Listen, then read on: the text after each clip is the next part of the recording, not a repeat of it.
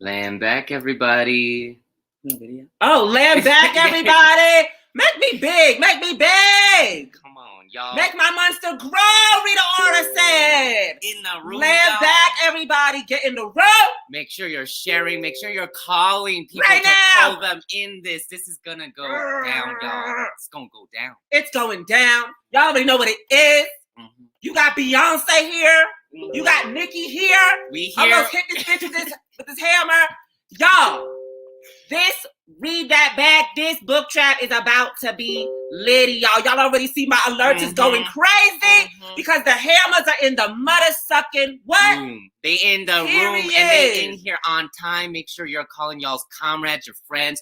Bring your mom into this. Everyone can learn something from this book, War of the Flea. Everybody, y'all. We is reading War of the Flea, okay? And you know, Mama Ghazi, your commie mommy, pick this book because this book is very instrumental in the development of myself. And I needed to share it with y'all. It really had me understand because you feel me? When I saw the murder of Trayvon Martin, when I saw the murder of Mike Brown, when I witnessed the murder of my best friend, Mark Ballard, I wanted an end to that. But what I realized, Secretary General Anko, is that it wasn't just about the instance of police violence on African and colonized bodies. It was like a string that I kept following, to the point that I found out that everything around me was based in the blood of my people and your people and all colonized people, and that it was a system of genocide. Hallelujah. And this book informed me really of the task that we have today. And so Secretary General Anko and I have been reading it together. You feel me? Secretary General Anko, did I pick this book out my ass? Absolutely not. Okay. Absolutely not. Y'all, when you were going through this, and as you're reading every day, as you should, really see where we're fitting in right now. And like, reflects on what Black Hammer is doing right now and fit it into this book because, girlies, it fits. It fits the situation we in right now. Yes, it absolutely mother-sucking does. So before we begin, we real hyped because we are so excited for the development that is about to happen throughout this entire Black Hammer organization, which is all over the what? World. All over the what? World. Period. So we're going to introduce ourselves. My name is Ghazi Motherfucker Ozo, and I'm the CIC, the Commander-in-Chief of the Black Hammer Organization. And my nation I represent is Africa by way of Trinidad. And I'm here today. My pronouns is all of them. Just don't call me a sellout. And this right here is... I am Secretary General Anko. I represent the Mapuche Nation. If y'all don't know that in southern Chile, I use they, he pronouns. Just don't call me a sellout either. Period. SG Anko, tell the people a little bit about why we even do the book trap, because this may be your first book trap. Yeah, we do the book trap because we believe the masses of people, especially colonized people, need a political education because this colonial system bamboozles us left and right. And we got to make sure we got the right information so we can move our people forward. And that comes with hard study and discipline to serving the people. And so the Revolutionary Book Trap, we read a book a month and we go over it, break it down, go into the theory of it, make it digestible. We don't want to just be throwing this here, this there. We want to actually explain to the people why this knowledge matters for them. Yes. It's not just like, ooh, we read this book and now we got another notch on our belt. Nah, this book, this one in particular, is going to lead us forward in evolution and in our struggle. Period. And that's why we have Revolutionary Book Trap. And that's why it's so important that y'all are up in here. Make sure you're inviting your friends, your family, call your comrades if you don't see them in the comments. Because really, really, really, really, y'all, this book is so important for revolutionary struggle and your own development. Woo! This is how we got the Commander-in-Chief that we got. Woo! Tell them, SG. Tell them. Also, to SG, I have a question for you. Why do we call it Revolutionary Book Trap? Why do we not call it, the intellectual, educated book club of scholars, of being scholarly scholars and intelligentsia empire? Because most of the masses of the people of the world do not want that. They don't want this academic, long jargon, 25-letter words, like, that isn't digestible. And the poor working class, like all of y'all watching, y'all are busy. You need something that's digestible and makes sense that you can take and bring to your job. Plantation, excuse me, not job. Bring to your plantation, bring to your family, bring to your friends in a way that they understand, and it's got to be revolutionary. Period. We're not looking just to describe things. We're looking to change the world. Yes. And academia only describes things in a very like empty way. We want to change our world, and that's part of revolution, changing the world. That's it. That's it. That's why it's revolutionary and not academic book trap. And before we get to our trivia, because I need the people to understand where we're coming from. They need to understand we as people, just like you colonized people who want to be free. SG, real quick, just like I just said, real quick about what started me here, because for white people, for those white whipping class, you feel me? For those white workers. They're the white whipping class. We don't believe. I have not seen white people work. Have you? I've not seen them work. Never. Okay. But any which way, for colonized poor working class people, SG, real short, like reading this book, it reminds you of like your first instance of saying, something ain't right about this system and I need to change it. Oh, yes, absolutely. Like that first, learned experience of oppression as a colonized person. Pain that ignited my interest in fighting for revolution. This book, again, reignited to me in a scientific way. Science. How to move forward. How to move forward. So, yeah, no, this book, if this is your first introduction to revolution, please know you're starting off on a good foot. Absolutely, y'all. All right, y'all. In this place, it's about being real militant. And if you are a hammer chief, make sure that each and every one of those hammers under your leadership is in here. So y'all need to be checking for them. And if they not, call them up and drag their behinds here, because we in boot camp, y'all. All right, y'all. We about to go to Hammer City Fundraising. Hammer City Fundraising. All right, so Hammer City, y'all, if you are a new viewer, Hammer City is the spot for building a dual contending power. We're building our own education systems, our own healthcare systems, our own defense system. Literally everything that we need, we are building. Because power comes directly from the land. And if we ain't got no land, we ain't got no power to exercise. And if we want to heighten this anti-colonial struggle, we need a base to do it from. So please, donate to Hammer City. The link is Build Hammer City, GoFundMe/Build Hammer City, as well as Cash App and Venmo, Build Hammer City. All donations, like if it's $1, if it's 30 cents, if it's 50, if it's 100, it's your whole Jimmy. Please send it over, because it's going to be returned to you million times over in the form of revolution, y'all. Please donate to Hammer City. Also, if you're donating to Hammer City, please put it in the comments so we can shout you out, because it's a noble cause and you deserve to be heard.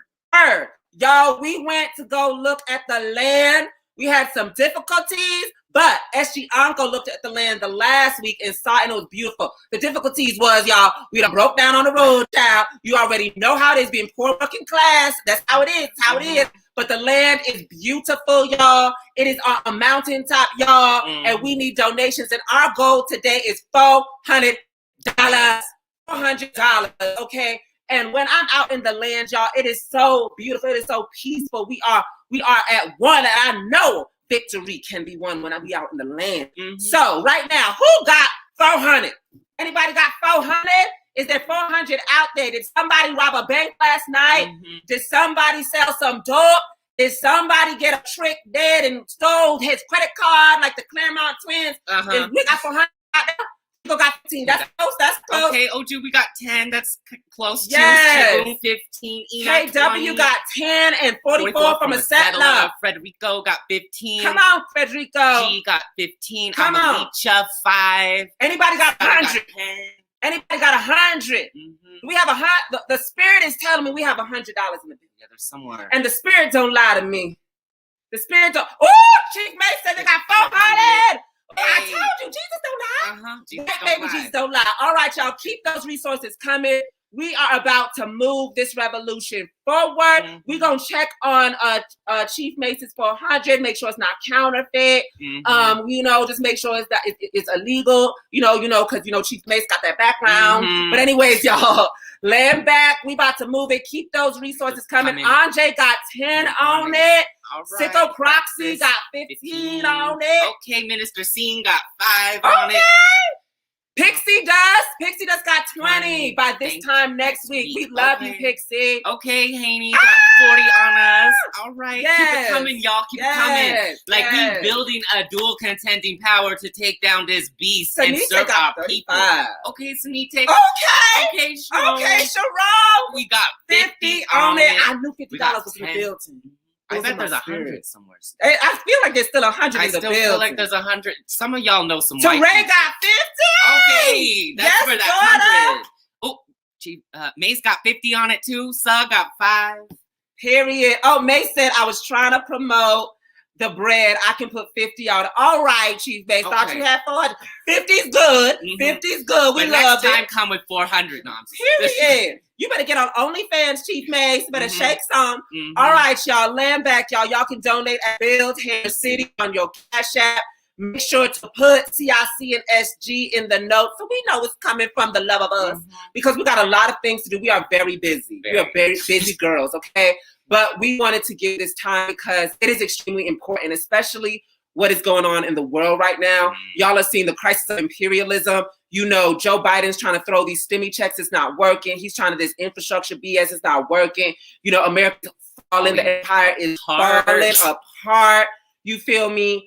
Disease, warfare, anything, famine, anything, the indigenous people overthrowing the border, all these kinds of things are occurring around the world. And we've got to get serious about what we are calling for because we know when this beast is hungry, she attacks. When this beast is hungry, she kills. When this beast is hungry, she do genocide them. You feel me? And you already know CNN and the fake news media is already doing investigations into the Backhammer organization because we are introducing the people to themselves. The CNN don't like that. They're here to lie. They only here to lie, and they're only here to disservice the people, lie to the people at the far, and we're that clarity that the people need. Period. There's mass shootings going on. There's Asian genocide going on. There's more violence from police on African and brown people. Mass shootings started back up. Oh, Lord. ICE is out here like Metcom. It's crazy. But anyways, y'all, we about to get to the trivia. Book Trap Trivia. Book Trap Trivia. All right, so we have a Book Trap Trivia segment number 1, trivia, and read that back. So we start with the Book Trap Trivia, y'all. What is the Book Trap Trivia? Oh, read that. During the Cuban Revolution, Fidel Castro's guerrilla force had how many armed troops? Please put your answer in the comments. Let us know. This is how we know y'all reading. Yes. Please put your answer in the comments. We're going to be announcing who the winner is. Everybody who is watching needs to put an answer right now in the trivia. Even if it's a wrong answer, the test is here. I'm seeing a lot of A's, but that don't mean it's right. So don't copy people with A's just because you think it's A's. Yeah, don't be a sheep. A. Okay, everybody's sticking with A's. I guess it's that collective brilliance. I guess. Y'all some cheaters. Y'all saw 3 A's. Now y'all A's. A. Okay. A's. All right, let's see what the answer is. Oh, it's A. That was right. Is that my Hey Ree? Hey Ree. How you doing? Hey Ree is so beautiful. I love you, baby. Miss you. I miss looking at your face. I miss looking at that body, yada. Ooh, hey, we got some beautiful titties. Oh my God, them things is so the piece of work of art, goddamn. God just took his time with Hey Ree. Dumped all the beauty in. Oh Lord, everything just beautiful. And when she touched food, ooh, your soul just jiggle. The soul just. But most importantly than that, Hey Ree is a brilliant revolutionary. Laying back. So we moving, y'all. We moving. All right, read that back. Number 1. All right, let's go. Y'all don't be following Hey Ree because I told you about how beautiful they is. Do not be doing that. Hey Ree is already taken by the revolution and gone. They busy. Ooh, here we go, y'all. Here we go. Hope y'all can read that. That's me, right? Yep, that's you. Okay, so we starting on page 5, even though my favorite number is 4. Woo! All right, I read this for the State of the Hammer, but a bitch gonna read it again because it's just that important. And I'm your drill sergeant today. And I need to drill this into your mind. Yes, Avery said, only thing I'd wake up this hour for. I love you, Avery. Me too, child. Okay. Page number 5 of War of the Flea, which is the first chapter. I do want to say, y'all, make sure to read the foreword. The foreword is very important. But we're going to read page number 5. Nationalism, social justice, race, religion, beneath all these symbolic and abstract causes that are rallying cries of the revolutions of the past 2 decades, one discovers a unifying principle, a common mainstream. It is a revolutionary impulse, an upsurge of popular will that really has very little to do with questions of national or ethnic identity or self-determination or forms of government or social justice, the familiar siblings of political insurgency. It is not even certain that economic deprivation in itself is the decisive factor that it is widely assumed to be. Poverty and oppression are, after all, conditions of life on the planet that have been endured by countless generations with scarcely a murmur.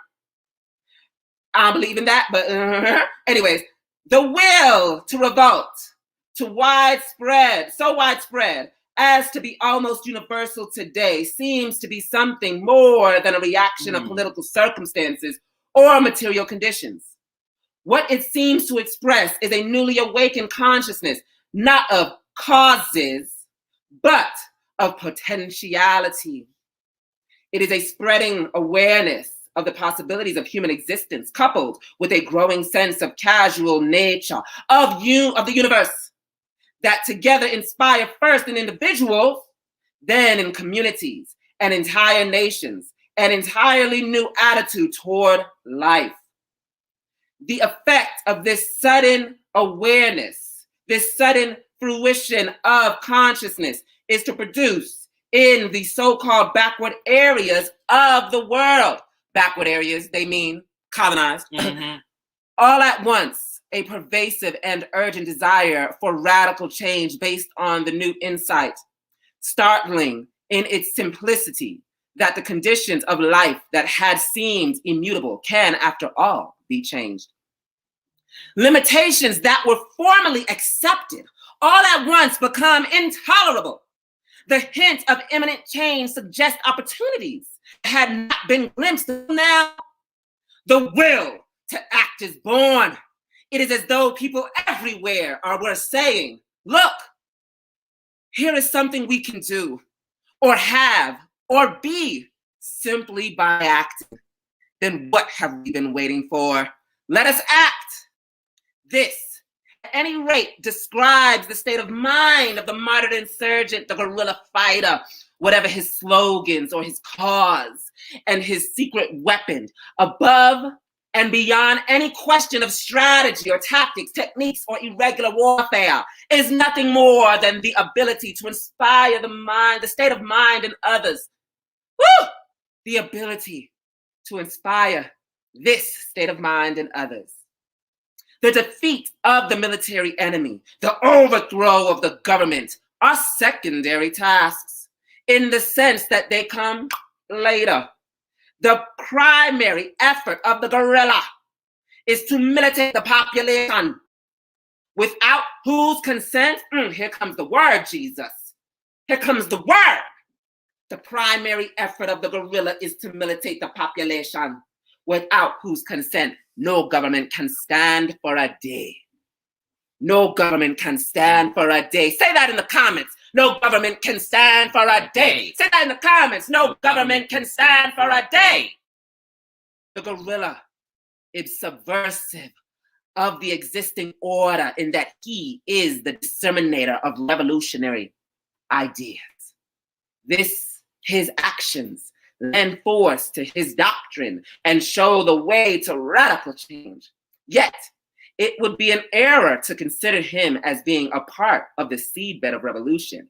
He himself is created by the political climate in which revolution becomes possible, and is himself as much an expression as he is a catalyst of popular will towards such change. Hallelujah! Hallelujah! Hallelujah! Hallelujah! Hallelujah! Hallelujah! Hallelujah! Land back. I really want to talk about this real quick. Because what we have to understand is, first and foremost, the War of the Flea is called the classic study of guerrilla warfare. It was written by Robert Tabor, a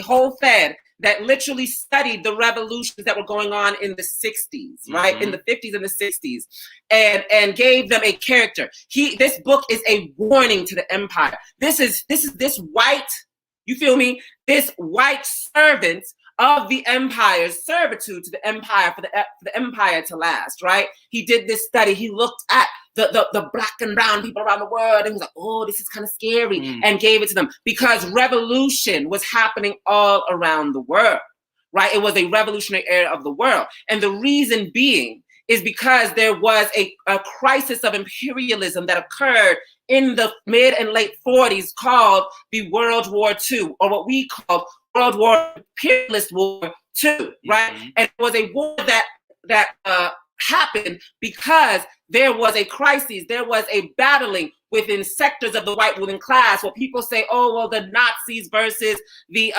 Union, what do they call them? The Soviet Union. No, the Nazis versus the Allies, right? That there was this break, right? Because even the Soviets were part of the Allies at a certain point, right? And there was like break, right, between the two, right? Because Germany was upset about World War I, which was the crisis before that. Germany wanted more of Africa, more of Asia, more of the Middle East, right? To reap the benefits and the resources. It saw the United Kingdom getting fat off these resources. It saw the French getting fat off these resources. It saw Italy getting fat off these resources. No, we need more.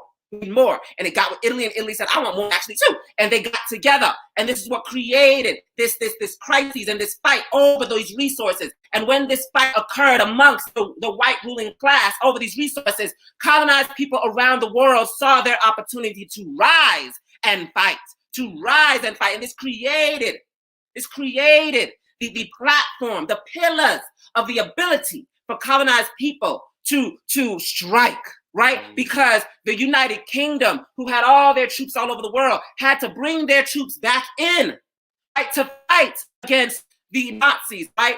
They had to do this, right? So when these troops came back in, colonized people were like, hey, we got to get free. What the freak? I don't like these people. And whoever wins can't just win us. Right, and this happened all over the world, not just outside of the United States, but in the United States. And another thing I wanted to raise, shout out to Anti-Conquista. We have no smoke with Anti-Conquista, but as being principled unity, you have to have principled criticism. And I saw this tweet about, the title of saying third world countries is not derogatory. What it means is that the first world just went to loot first, so they're first at looting, so are we third at looting? No. The reason why, as Haramas, we disunite with this characteristic of being third world countries is because it negates our material relationship with the parasitic nations. It does not inform us who is who, what is what, why are we here, and what is our relation to thee? Our relation to thee is not that you are advanced or you are first at looting. Our relationship is that you are looting us, and that is why we are poor. Colonized people come from the richest lands in the world, but we are the poorest of the world because we are being looted. So that is why we are saying we are colonized nations, because if we are colonized nations, then you have to inform us who are the colonizer nations. You feel me? We are historical dialectical materialists. We do not create these things in a vacuum. We have to understand that there is a system here of parasitism that always has to be exposed at every level. So we do not say third world, first world. This is not a race. And if it was a race, the first world will be on our shoulders, and we would be the ones that were running. You feel me? And in this book, it exposes that, because it says that these revolutions were happening all around the world with colonized people. And it also informs us in this book that even within the belly of the beast of the United States of America, because what informs us is that even though we are ripped from our colonized nations, within this first world nation, we don't become first worlders. We don't become first world citizens. We are not citizens. We are not citizens by how the police treat us. We are citizens by how these judges treat us, by how the prison industrial complex treats us, by how the hiring system for employment treats us. We are captives. We are captives of this imperialism. We are captives of this colonized nation, this settler colonized nation. And this informs us of who we are and who they are. This is why we stay away from calling it's not this derogatory thing. I say nigga every day. I call myself a whole faggot. It's not about being derogatory. That's why I stay away from being called from a third world country, from Trinidad and Africa. Da, da, da, da. No, it is because it lacks political science. It lacks dialectical materialism. You feel me? You feel me? And this is why we are hammers. This is why we have built worldwide under this understanding and its ideology. And we build because we inform the people, look, here is something we can do, or have, or be simply by acting. Then what have we been waiting for? Let us act. That is why we did not wait for the system to help our people when COVID-19 hit. We went out and did it ourselves. We did not ask the state for assistance. We do it ourselves, right? As colonized people, because we are informing the masses of what we can do. And we inspire. This is why we are building Hammer City. Hammer City is not about just having this place and putting these things together. It is about inspiring the masses to the possibilities which can happen through revolution. It is about inspiring the masses what can happen through self-determination. It's about the Hammer Cities that we build in the minds of the masses more than the Hammer City we build on this land that we're getting.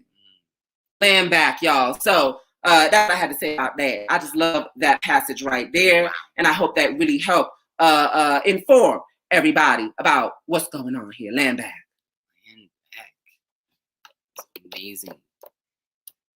All right. So with that being said, I just want to add on one thing really shortly, is that within this specific passage that CIC just read, they weren't saying you got to go out to the masses of people and tell them how bad they have it.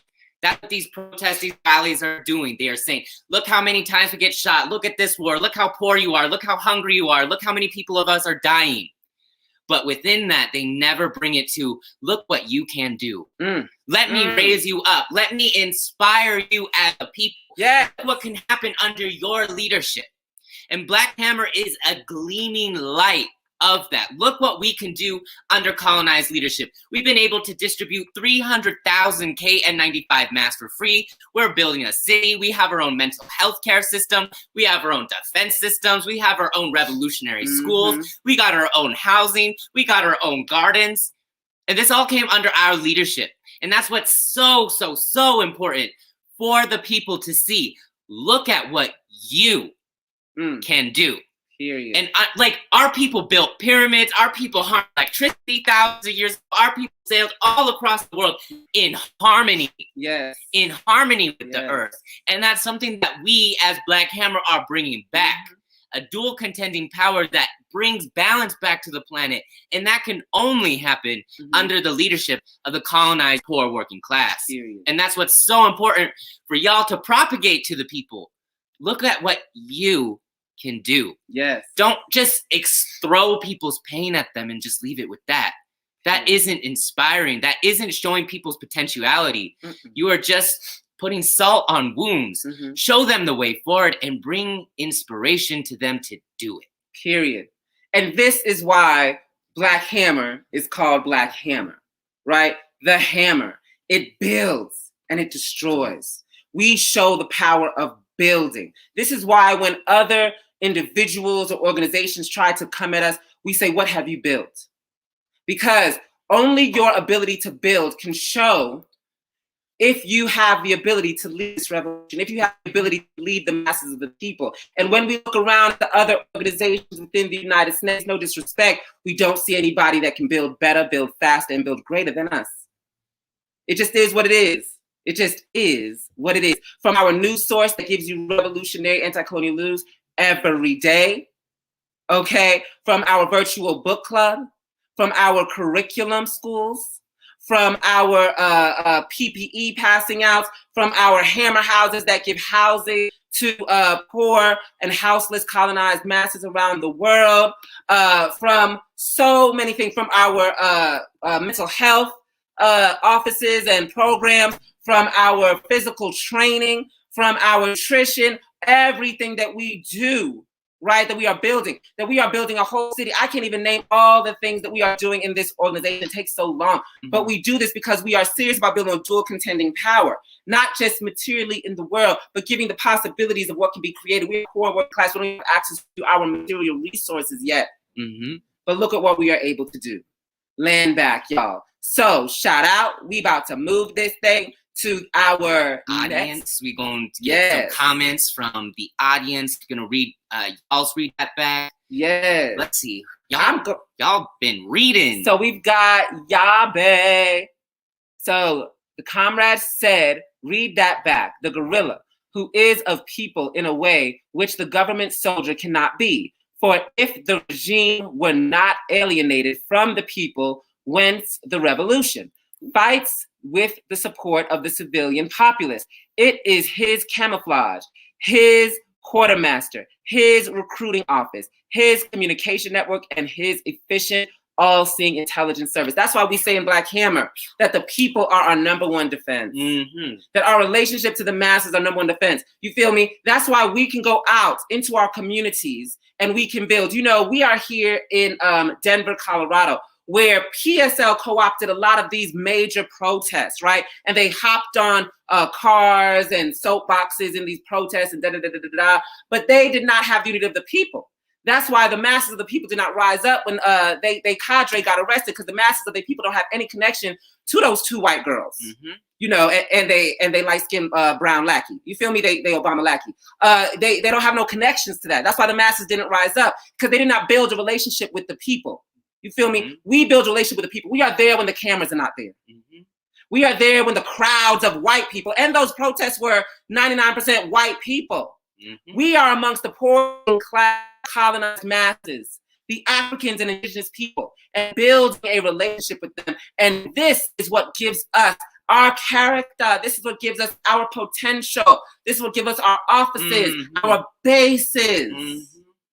And Black Hammer members are not separate from the poor working class. We're not students. We don't have degrees. We're not academics. We don't work corporate jobs. We're not running nonprofits. That isn't us. We are the poor working class. And Yes. like in all of what that means, Mm-hmm. all of what that means, we're not separated, and we're there every single day with the people. Yes. And that is our protection. And this is something other organizations don't understand, because when you look up who makes them, it's college students who do this while they're in college, and then they graduate and then they're done. Mm-hmm. They don't come back. They don't actually care. But for poor working class colonized people, we have nothing else. Yes. We have nothing else but the Absolutely. way forward. And that is it. And it shows in our ability to work and organize. And we are not led by old white men and white women like these other organizations. It's just us. It's just us as colonized people. And not just that, it's just us as this identity thing as we're poor and class people. But look who our heroes are. Look where our ideology come from. We are not sucking the ideological D of Marx and Lenin and saying, oh, Marx had it right, Marx had it right, Marx had it right. Marx was white. And so Marx had to be wrong. Marx was born and raised on the pedestal of colonialism. You feel me? Engels, his best friend who gave him the resources to write those books, right? Mm-hmm. Those resources came from cotton gins, cotton mills, right? And that cotton came from Mississippi, African labor, and the genocide of indigenous people, right? And that we have a different relationship to this colonial system, white people, right? White people met capitalism by the fattening of their pockets. Colonized people met capitalism by the barrel of a gun and chains and being branded and bred like animals. You feel me? And these poor white people that they want to idolize so much and say, oh, poor white people. It was the poor white people that put us in those chains. It was the poor white people that bred us. It was the poor white people that put the gun at our heads. The royals did not leave their castles. Mm-hmm. You feel me? Because it met their material interest of getting them off of serfdom and into capitalism where they could sell their labor and put it on the market. I wanted to read Emerald's read that back next, please. Chief Emerald had an amazing comment and said the guerrilla fighter is primarily a propagandist, SG, an agitator, a disseminator of the revolutionary idea who uses the struggle itself, the actual physical conflict, as an instrument of agitation. His primary goal is to raise the level of revolutionary anticipation and then of popular participation to the crisis point at which the revolution becomes general throughout the country and the people in their masses carry out the final task, the destruction of the existing order. What you think about that, SG? Break that down. The very first part is what I want y'all to focus on. The main task of the guerrilla is a propagandist. That means everywhere you go is that, like in the other passage, it says it's your camouflage to disseminate revolutionary idea. The state can't stop that. The opponents can't stop that. When you're at the grocery store, when you're at the bus stop, when you're at the movie theaters, when you're at your friends, when you're on plantation, dissemination of revolutionary idea, inspiring every single person that you meet that this is possible, that's building the revolutionary potentiality. That's that revolutionary anticipation that the masses are now starting for. Yes. You're planting seeds. And the more and more you agitate with guerrilla leader, with serving the people, with exposing the state's decay, that anticipation turns into revolutionary action. And now the masses carry out the will of the revolution because you gave them the instruction and the ability to, and the infrastructure to carry it out to its ends. But none of that can happen until you start agitating and propagating the revolutionary idea. And what I mean by agitating and propagating is inspiring the people. That has to be the backbone of all propaganda that we do, is inspiration and showing the most spit on people what they can do, how they can lead, what life could be. Yes. What life could be, because the most spat on dreams about a life without being spat on, dreams about a life where they live in harmony. And these people, the most spat on people of the world, are the only people who can create that world. They are the only people who can create that world. And so, Emerald, I just want to shout you out for that part, for this Read That Back, because that is so important, comrades, for us to understand. Inspiring people is the task of our struggle right now, is to give the people revolutionary anticipation.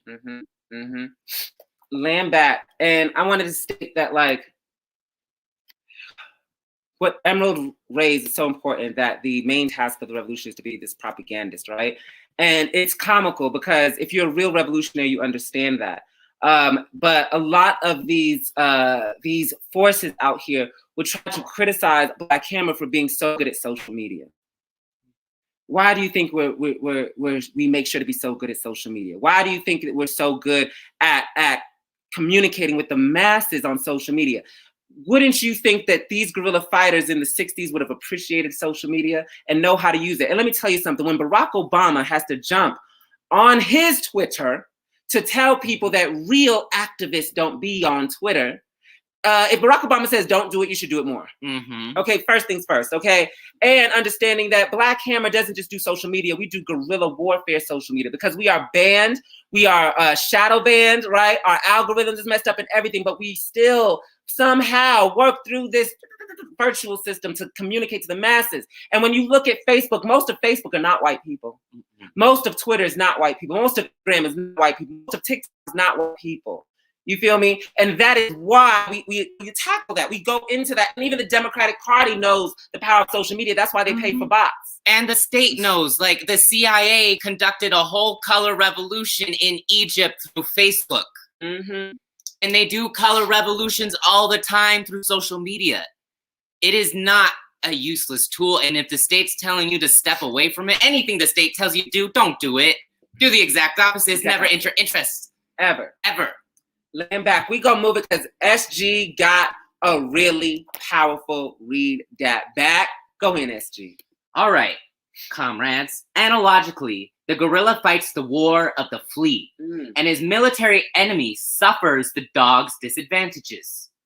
Too much to defend, too small, ubiquitous, and agile an enemy to come to grip. If the war continues long enough, this is the theory, the dog succumbs to exhaustion and anemia without ever having found anything on which to close his jaws or to rake with his claws. But this may be too oversimplified for the sake of an analogy.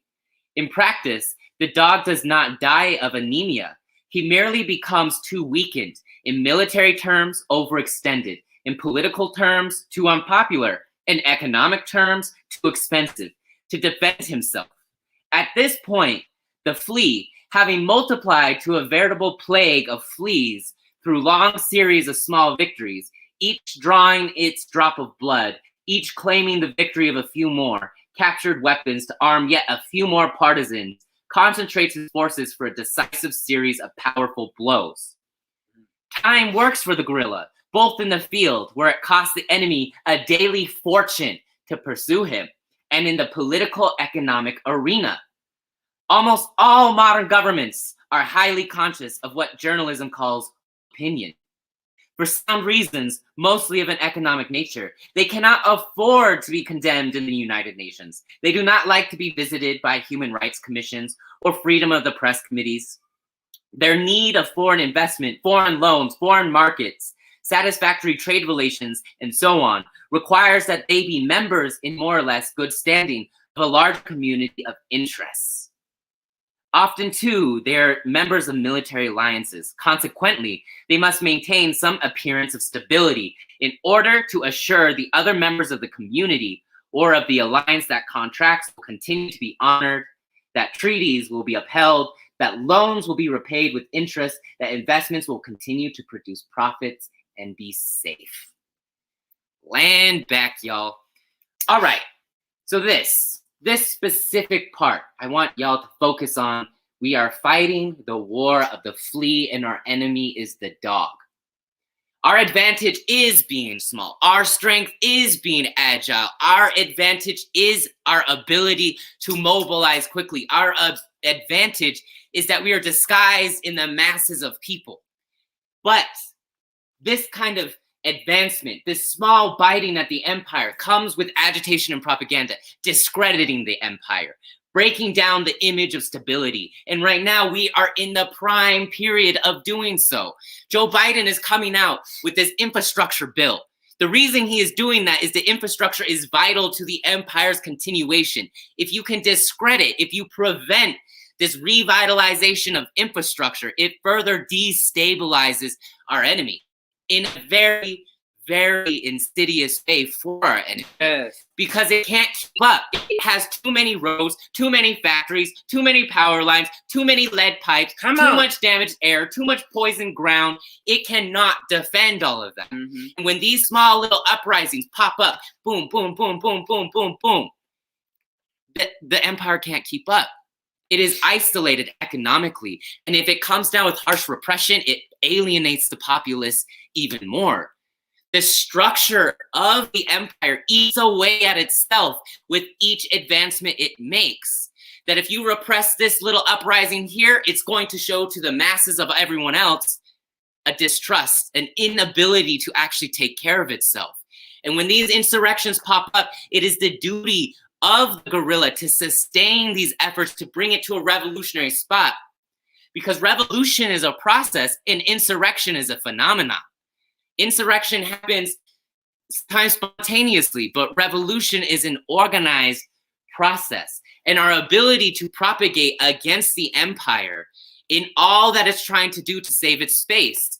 With, for example, these vaccines. These vaccines that are trying to roll out is an attempt to bring the image of stability that it doesn't have. The vaccine rollout has been horrendous. People are dying from the vaccine. People are getting horrendous reactions to the vaccine. And it's all for the sake of a stable economy. But as guerrilla now, we know we need to expose this, that this is what the vaccine program that this empire is actually doing. It is trying to save its space of stability, because the second that image is shattered, the people are now looking towards the alternative, which is revolution, that all other avenues have been attempted and all other avenues have failed. Voting has failed. Begging your politicians has failed. Regular insurrection without direction has failed.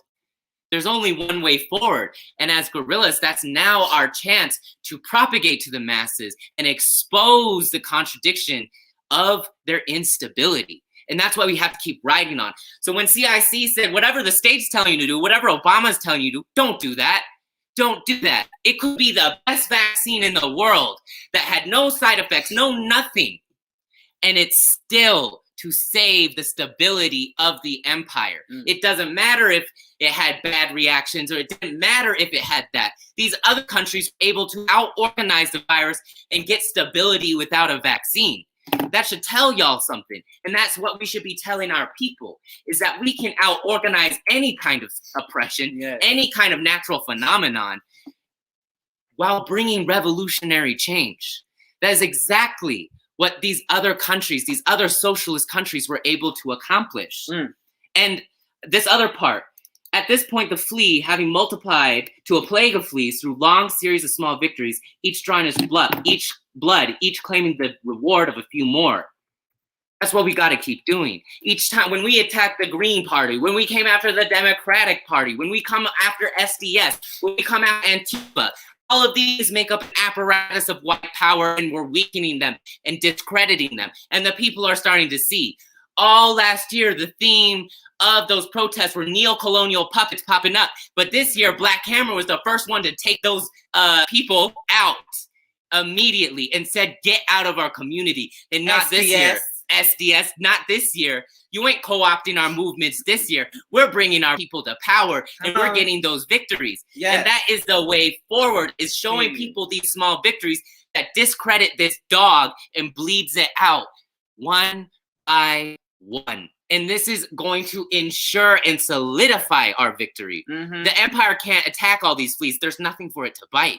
There's nothing for it to claw at, because of our camouflage, our ability to move.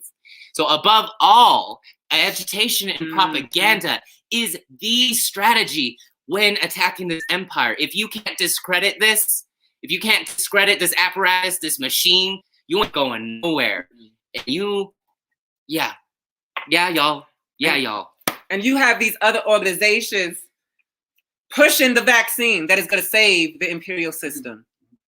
You, like, literally, other organizations have whole campaigns. Because they're led by white people. And white people have a material interest for the empire to exist because it fills their fridges. You feel me? I really appreciated that you picked out this Read That Back, SG. And I wanted to, in the book, it talks about how the gorilla, all that the gorilla has is the shirt off their back, right? And so that means that every fight they gain and every fight the empire loses, right? And we can look at that on multiple levels, right? For the instance, the Vietnamese Revolution, or what they call the Viet Cong or whatever, the Vietnamese Front, the Vietnamese Freedom Liberation Front, started with about 7 to 11 people with knives. 7 to 11 people with knives in the mountains. And with each fight they gained. With each fight they gained. Not just gained in firepower, not just gained in tanks and things like that, when they attacked these bases at night and took what they needed, right? And then people lost, but more importantly, they gained in the hearts and the minds of the masses of the people. The people saw, wow, victory is possible. They saw, wow, I'm going to now join this. And so their ranks grew, right? And when you look at that, when you look at ranks growing, look how the United Snakes rank grew during the Vietnamese War, and look how the Vietnamese Front grew during the war, the Vietnamese Liberation Front. The Vietnamese Liberation Front grew from political education and from their fight, right, of assisting and attacking the beast. How did the USA grow their forces? Drafting.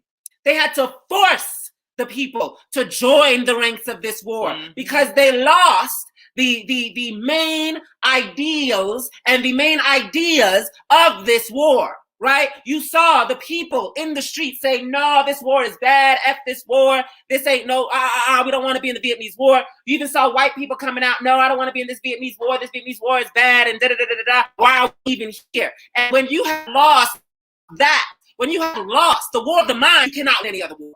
When you have lost the war of the mind, you cannot win any other war. That is why the Vietnamese did propaganda so well. That is why Ho Chi Minh played the tapes of Malcolm X on the battlefields, so that the Africans on the other side would say, oh no, this is not what I'm here for, right? Because they were on the side of just.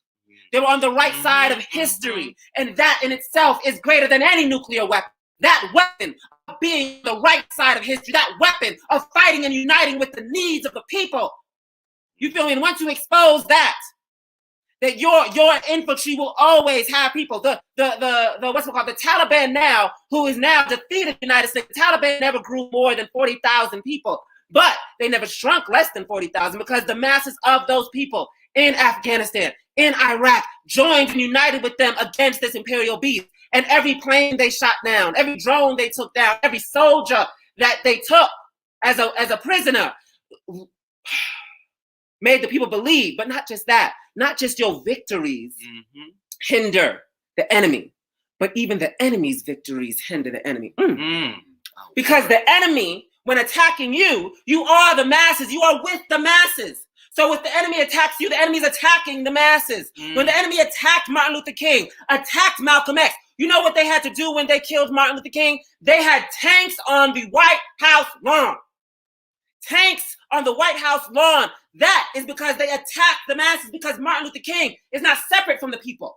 Malcolm X is not separate from the people. Huey P. Newton is not separate from the people. Assata Shakur is not separate from the people. Fannie Lou Hamer is not separate from the people. So when you attack us, you attack the people, and the people will rise up. So when you even attack the revolutionary, attack the guerrilla, you are begging for a massive increase of resistance.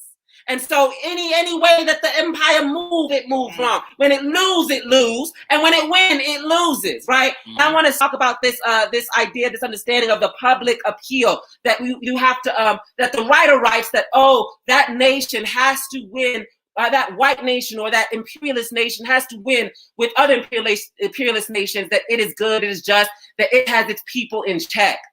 It is not about these billionaires believing or not believing in this system. They know this system is crooked. They know the system is genocidal. It is not about winning them. It is about the United States of America and these other empires having the ability, right, to gaslight their masses. To get and when I say their masses, I mean their oppressed masses, their poor and working class masses who produce and reproduce the means of production. Right? Do you have your slaves in check? Do you have your slaves in check? Because if you don't have your people and your masses in check, that there's a problem. You ain't running shit right. You ain't running shit right. You cannot be the chieftain of white power imperialism if you ain't got colonized people believing in the great American dream. Believing that, if you just work hard, you can become a billionaire too. And this public appeal is so important, because public appeal, what it really is consent of the empire, is the consent to allow the empire to continue to oppress you by hook or crook. That is why they put so much into this. They say, why do these schools look like shit and all this other kind of stuff? They don't want the people to be educated, because an educated people would see this messed up system. They need people to be dumbed down. That's why every different generation, the songs get lamer and lamer and lamer and lamer, right? It's up, and it's up. If it's up, then it's up. If it's up, then it's up. They want the people there in that mind state. They want people to have short attention spans. They want the people not to be able to read. It's not an error that most colonized people are illiterate. It is by design, because you being illiterate makes you give consent, because you are not able and have the tools to see, to understand, and to put together this worldwide system to annihilate it. But that's what the problem is with the internet and these smartphones. Because now you are giving the ability for a poor peasant in Africa to be able to see the world as it is. So when he looks at this American dream, what he sees is that there's more people like him in the United States prisons than all the prisons in Africa. That everybody not living like Beyonce and Jay-Z, then he got a problem with the system. And that is why you see America putting so much investment into annihilating the image of China right now. All that was done in Alaska. What you don't understand is the most important part of that meeting. They had the meeting in Alaska with China and America, right? And people are like, what did they discuss behind the scenes? Behind the scenes wasn't about shit. What was important was what was laid out when the cameras were there. And China said, no, keep these cameras here. Because America has had the mic solo dolo and has told what the world is. And its story is, I am good. Those Middle Easterners fighting us are bad. I am good. Israel is good. Palestinians are terrorists. I am good. They are evil over there. Somalian pirates are evil. Right? And China says, we have the mic now. America is a colonizer settler state that is built off of the slaves of Africans, and that is built on the genocide of indigenous people, and that continues that today, annihilating, exposing them to the world's appeal, to the world's appeal, right? And that you have to make up these genocides that are going on in China, that are not happening in China, but the genocides that are actually happening in the United States of America, right? And that unsettles things for them. I mean, it's a very important thing, this appeal thing, right? Because without people's consent, this thing cannot last. And I want to say that we have advanced, that in this period, it's not just about the war of the flea, this thing that the dog is like, right? And when you move, the dog is already on here and the flea's already here fighting and the dog moves. But we, and Black Hammer especially, has risen this war of the flea to the war of the flea and the tapeworm.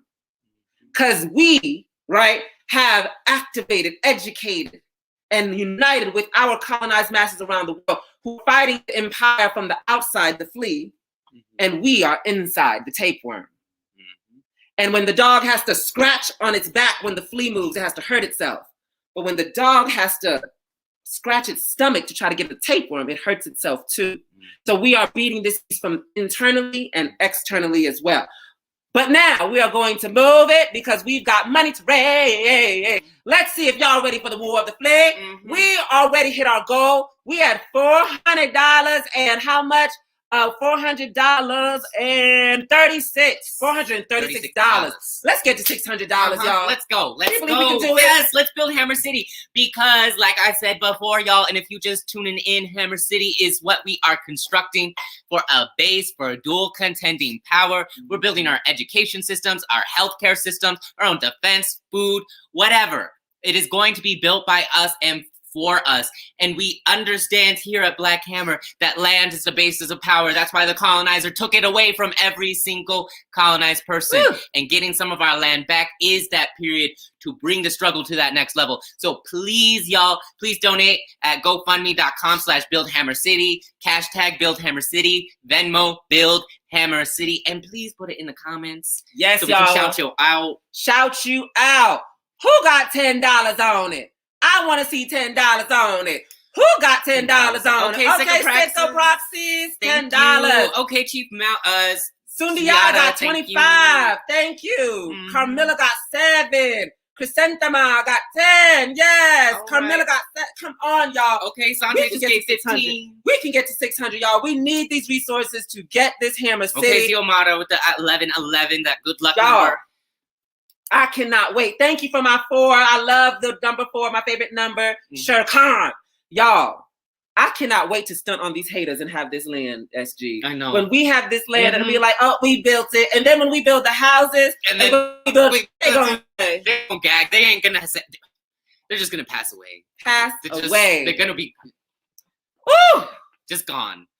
It's so amazing. All right, 10 more. What's the Venmo? The Venmo is Build Hammer City. We love you, Comrade G. Comrade G, continue to make that struggle to steel yourself to being a cadre in the Hammer organization. I know you're going through what you're going through, Comrade, but I am so proud of you of how you are not letting go of that hammer. You feel me? You're not letting go of that hammer, and we will not let go of you. We love you all. I love you strong. All right, Sunny with the $10 again. Amish Lee with 444. Woo! Extra lucky. Savvy got 5 on it. We building Hammer City today, yo. We already out there seeing the land. We about to lock and load. It's gonna be done. We lock and loading these books. Yeah. Oh, I cannot 100. Ah! Okay, that 100 was in here. The ancestors told y'all. The ancestors told me. The ancestors told me. Lay it back, y'all. Thank you so much, Fatih. We are making that 600 goal. We already hit it. We hit our goal. 627.55. So now we got to get to lucky number 700, y'all. Lucky number 700, y'all. Share this live. Share. This is what it means, the war of the flea. You feel me? We are all working class colonizers, but when we come together, nobody in here got 627 just to put it down by themselves, right? Well, we may have Bill Gates, I don't know. But we all, piece by piece, put it together. You feel me? Share. Make sure if you share on Twitter to tag Kanye. You know Mama Ghazi and Kanye West got a love thing going on. And Kanye got 40,000 acres in Wyoming. And Mama Ghazi need that.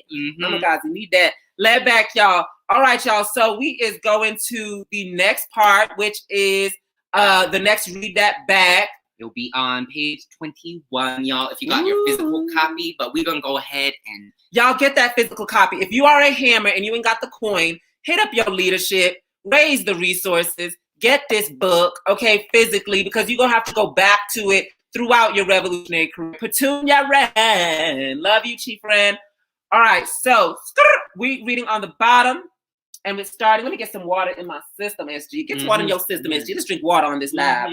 Make sure y'all staying hydrated. I know all of these comments are so terrible at drinking water. Please drink your water. Laying back. Shout out to the Hammers for waking up early this morning and getting up on here. We do the book trap early because we know our haters is lazy heifers and they sleeping still. So this is how we have peace of mind. All right. So it says, in the end, it will be a question whether the government falls before the military is destroyed in the field, or whether the destruction of the military brings about the final deposition of the political regime. The two processes are complementary. Social and political disillusion bleeds the military, and the protracted and futile campaign in the field contributes to the process of social and political disillusion, creating what I have elsewhere called the climate of collapse, or what we call the crisis of imperialism. But I like climate of collapse. But anyways, this is the grand strategic objective of the guerrilla, to create the climate of collapse. It may be taken as the key to everything he does. I want to pause there. We do not create the climate of collapse. We expose the climate of collapse. We expose that capital colonial imperialism is a contradictory system that destroys the world, destroys and kills and makes our animals extinct. Ever since it came into being, it has destroyed colonized civilizations that are wiped off of this planet. It has always been collapse for us. When we are exposing the collapse for us, was slavery not a collapse for us? But not for the slave master, it wasn't. You feel me? So we have to understand that this book was written by the slave master. You see, it's not about, oh, you're racist. We don't call Marx your racist. No, we're just saying you are a colonizer, so you can only get to these conclusions because you are resting on the pedestal of imperialism. So, of course, you believe and think that we are creating this climate of collapse for us colonized people. Our life is a life of collapse. That's why we say colonized people are won to revolution through pain. White people are won to an idea of revolution through reading it in the books. Please note, I do not by any means wish to suggest that the train of events described above can be put into motion anywhere, at any time, by any agency, irrespective of objective and subjective conditions. Insurrections may be provoked or incited or may occur spontaneously as the expression of grievances or of frustrated aspirations, or because of other factors, religious frenzy, blood feuds, mass hysteria induced by anything from a sports contest to a rape in Mississippi can lead to the bloodshed and temporary anarchy. Guerrilla warfare does not necessarily follow. Insurrection is a phenomenon, revolution a process which cannot begin until the historical stage has been set for it. Since guerrilla war is, in our definition, a revolutionary process, it can only come out of a revolutionary situation. For this reason, I inclined to agree with Che Guevara when he writes in Guerrilla Warfare. Naturally, it is not to be thought that all the conditions of revolution are going to be created through the impulse given to them by guerrilla activity. It must always be kept in mind that there is a necessary minimum without which the establishment and consolidation of the first center of rebellion is not participable. People must see clearly the futility of maintaining a fight for social goals within the framework of civil debate. When the forces of oppression come to maintain themselves in power against established law, peace is considered already broken. In these conditions, popular dissonance manifests itself in more active forms. An attitude of resistance crystallizes in an outbreak of fighting provoked initially by the conduct of the authorities. where a government has come, you see the conduct of authorities. Mike Brown rebellions started right out of that pig and what he did. But it was the people being sick and tired of being sick and tired and rise up. Do you know how many other Black people in St. Louis were killed by the police that same month? What made Mike Brown's death significant was the uprising of African and colonized people. Where a government has come into power through some form of popular vote, fraudulent or not, that and maintains at least an appearance of constitutional legality, the guerrilla outbreak cannot be promoted, since the possibilities of peaceful struggle has not yet been exhausted. We have defined guerrilla war as the extension of politics by means of armed conflict. It follows that the extension cannot logically come until all acceptable peaceful solutions, appeals, legislative and judicial action, and the resources of the ballot box have been proved worthless. The ballot box have been proved worthless. For all those people that were saying, oh, we have to vote for Joe Biden for harm reduction. These people are the stupidest people I've ever met in my life. To say that voting for a Democrat is harm reduction. Malcolm X was assassinated under the president of a Democratic regime. Martin Luther King was assassinated under the president of a Democratic regime. Do you understand me? Democrat or Republican, we know genocide. We know colonialism. We are under a Democratic regime, and look what is going on in the border. Where it otherwise, there would be no hope of enlisting the popular support essential to revolutionary activity. Here's the kicker. I need everyone to listen. Everyone needs to listen. Listen. If people are to accept the risks and responsibilities of organized violence, they must believe first that there is no alternative. Second, that the cause is compelling. Third, that they have reasonable expectation of success. The last named is perhaps the most powerful of motives. We have to understand that, comrades, because so many people thought that hopping on these protests and things like that and jumping in front of them, because these other individuals, they hop in front of those protests, right? The George Floyd rebellion that happened in 2020 had nothing to do with any organization organizing and da-da-da. It was the people rising up and then these other organizations hopping in front of them. And they'll show you the pictures of them hopping in front of them.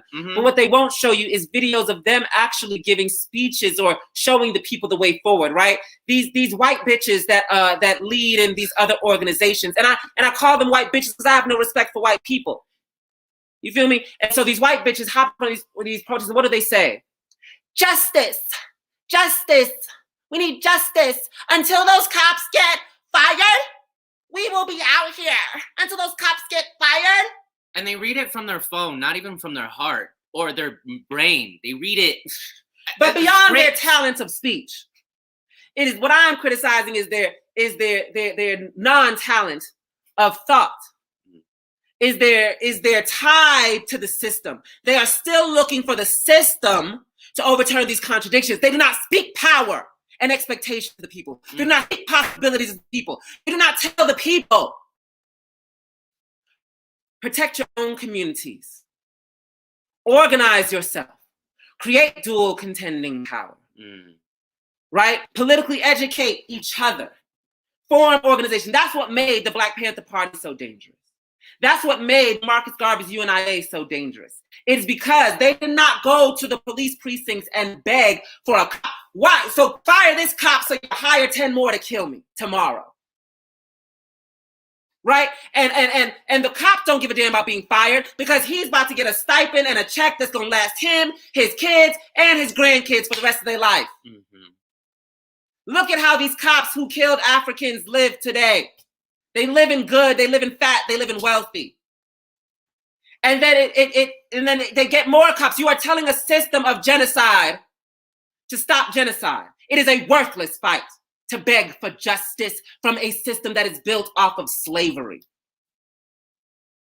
And what it is reading here, and what it states here, is that if people are to accept risk and responsibilities of organized violence, they must believe first that there is no alternative.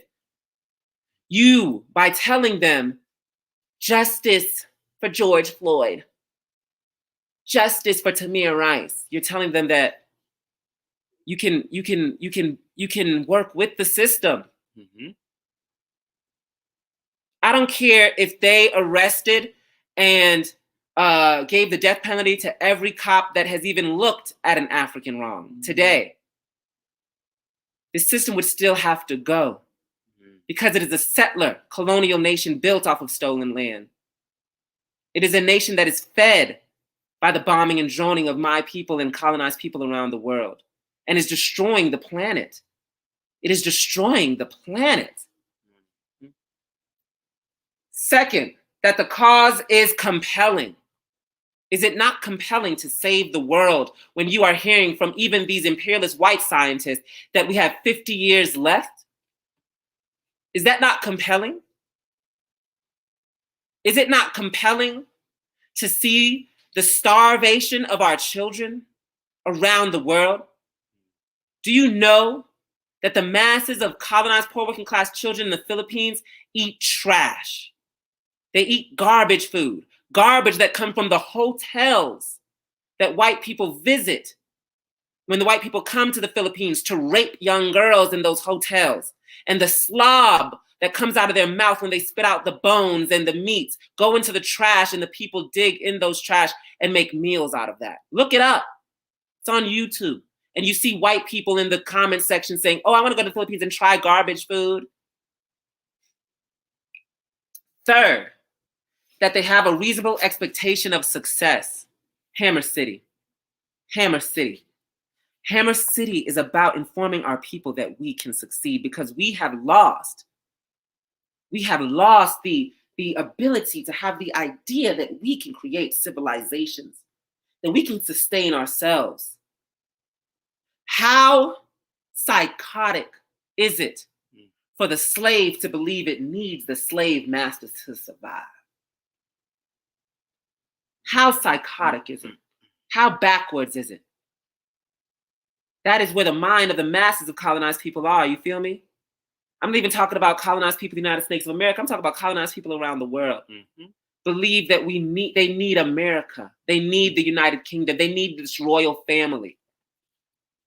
The slave master needs you to eat. You do not need the slave master to eat. You provide the slave master its food. You just provide the slave master the cotton to make its clothes. You provide the slave master an economy. You provide the slave master a nation. You provide the slave master the materials to create the phones, the computers, the spaceships, the tanks. Even in its weapons, the weapons that they drop on you are resources that are stolen from you.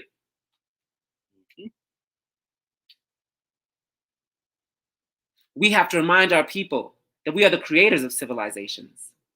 When we, as colonized people, were creating pyramids all over the world, trading with each other all over the world, having medicines from all over the world, white people were still in their caves.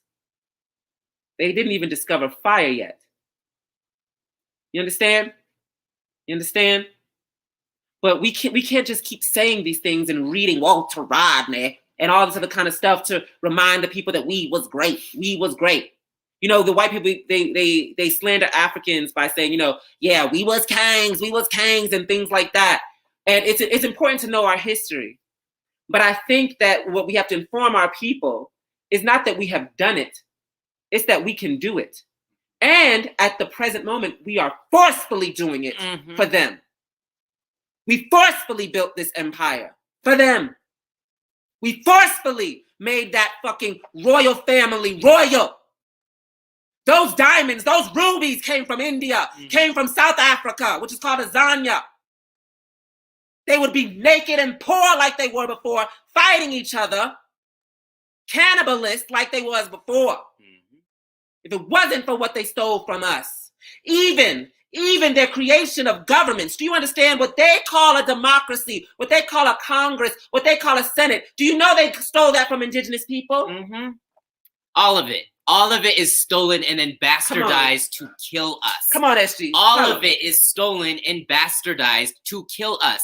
None of this is something that we can't do again. I want to be able to build grand monuments to the people, not for some royal, not for some empress, not for some king, but for you. Come on. For you. You deserve to live in all of the things that you built and everything that you look at, from the road to the sidewalk, to the phones, to the cars, to the buildings, to the food systems, are all built by people who look like us. And only us. Mm-hmm. It's like the CIC said, it's not just a bit about learning the history and be like, this is what we did. This is what we would have been. We can still do that. It is just organizing ourselves to serve our people, ourselves, not them, never them, ever. No. And part of demystifying this is having a global solution to a global problem. That's why we have built worldwide. It's important for every single chapter to engage in discrediting the system that we currently live under, destroying this fake image that this country provides stability, that this country provides peace. It has to be taken out. That is our strength, is to completely destabilize the image that they are so hard to cling on right now. They don't have anything. This country, the Western powers of the world, are running on steam. Running on steam. In Tanzania, they are running on steam. That neo-colonial government that relies on resources being stolen from Africans. The Africans in Tanzania are ready to kick all those settlers out and take back the land, and they ain't gonna pay them for nothing. And that's what the rest of the world also got to do. Kick out the settlers and build for ourselves. Yes. We don't have to have some empire to legitimize anything. Anything. We don't need an empire to rely on for resources, for food. Like, for example, in Venezuela, Venezuela produces enough food for the whole world to eat. For the whole world to eat. We don't need, in South America, in Pachamama, do not need an empire to take all of our food for us to be starving. It's the same case in Asia and the same case for Africa. Africa, being the richest nation in the world, is only poor because it's stolen from. Asia is only poor because it's stolen from. South America is only poor because it's stolen from. That is it. And there are people with addresses and people with blood flowing that have homes that can be found to be held responsible for this. To be held responsible for this. It doesn't have to be this way. It does not. And showing people that there is an alternative, that we can build power for the people, that we just have to organize ourselves and we can serve millions. We can serve billions of people.